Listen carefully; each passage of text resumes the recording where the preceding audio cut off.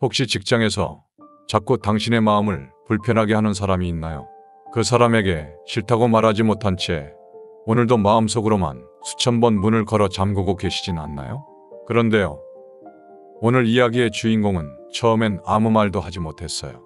작은 소녀는 커다란 늑대 앞에서 매일 웃었고 고개를 끄덕였죠. 하지만 결국 그녀는 용기를 냅니다. 그리고 그 순간 더 이상 자신을 숨기지 않아도 되는 새로운 세상이 열리게 됩니다. 오늘 이야기 끝까지 들으신다면 여러분도 삶의 어느 늑대 앞에서 용기 있게 경계를 세울 수 있는 단단한 마음을 가지게 되실 거예요. 아주 오래된 숲속 마을에 한 소녀가 살고 있었습니다. 소녀는 조용하고 성실했어요. 사람들과 잘 어울리려 애쓰고 불편한 마음은 혼자 삼키며 지냈죠. 그 마을에는 커다란 늑대 한 마리가 있었습니다. 회색빛 털에 번들거리는 눈빛, 사납지는 않지만 은근히 무시하고 툭툭 던지는 말로 사람을 찌르는 늑대였죠. 소녀는 마을 공동작업장에 새로 들어간 날 바로 이 늑대를 만났습니다. 처음이야? 나한테 물어보면 돼. 다른 애들은 잘 몰라. 늑대는 웃으며 말을 걸었지만 그 눈빛은 왠지 불편했습니다. 며칠이 지나자 늑대는 소녀를 자주 불렀고 이건 내가 해줄래? 내가 하던 거 좀 이어서 해줄래? 라는 말들이 늘어갔습니다.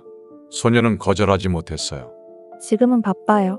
라는 한마디가 큰 싸움이 될까봐 두려웠거든요. 그러다 어느 날 늑대는 소녀의 앞에서 다른 동료를 험담하기 시작했습니다. 걔는 늘 남 탓만 해. 너는 안 그러잖아? 착하니까. 소녀는 또 고개를 끄덕였어요.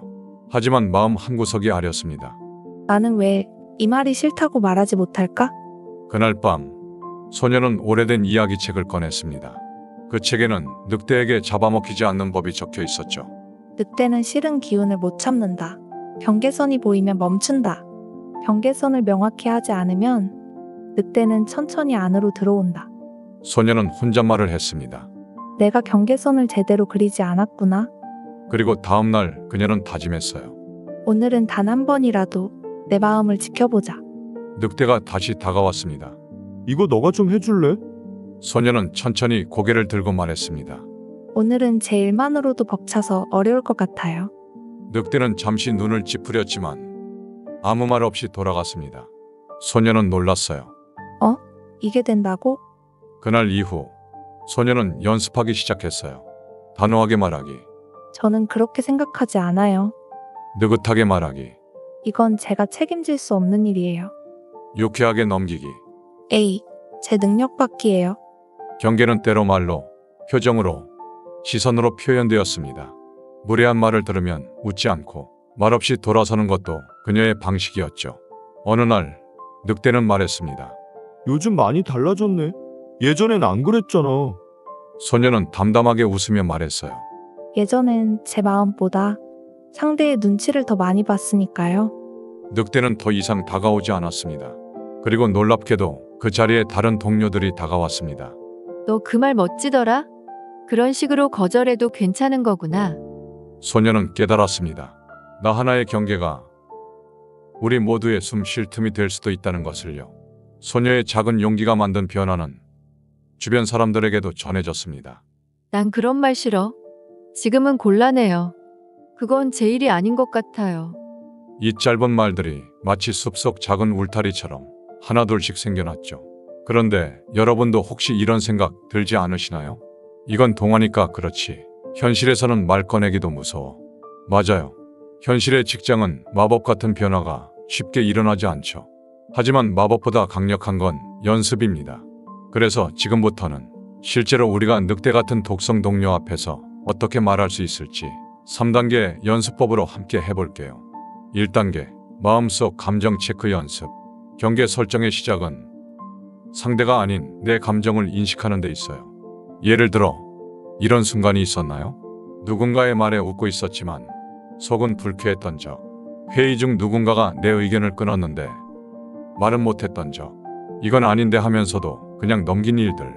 그럴 땐 이렇게 스스로에게 질문해보세요. 지금 이 상황이 내 마음에 어떤 파문을 만들었지? 왜 불편하지? 이 감정은 나에게 어떤 신호일까? 소녀도 그랬어요. 그 말이 왜 싫었는지, 그 부탁을 왜 부담스럽게 느꼈는지, 이유를 말로 정리하다 보니 스스로도 자신을 이해할 수 있게 되었죠. 2단계 한 문장 말하기 연습. 감정을 인식했다면 이제 그걸 짧고 선명하게 표현할 차례입니다. 실제로 쓸 수 있는 문장을 함께 연습해 볼까요? 무례한 농담을 들었을 때 그 말은 좀 불편하네요. 저는 그런 표현 좋아하지 않아요. 일이 떠넘겨졌을 때 이건 제 업무 범위를 벗어난 것 같아요. 저도 일정이 있어서 어렵습니다. 대놓고 공격적인 말을 들었을 때 그 말투는 기분이 상하네요. 좀 더 부드럽게 말해주시면 좋겠어요. 여기서 핵심은 감정을 숨기지 말고 내 입장에서 말하는 것입니다. 비난이 아닌 경계, 공격이 아닌 설명이 되어야 하죠. 3단계 상대의 반응 감당하기 연습. 가장 어려운 건 말한 후의 침묵과 눈치입니다. 소녀도 처음엔 말하고 나서 한참을 혼자 불안해했어요. 내가 너무 예민했나? 괜히 말했나? 저 사람 나 안 좋게 보는 거 아닐까? 하지만 곧 깨달았어요. 나는 무례하지 않았고 나는 나를 지켰다. 상대가 찡그리든 말이 없어지든 그건 내 책임이 아니라는 것.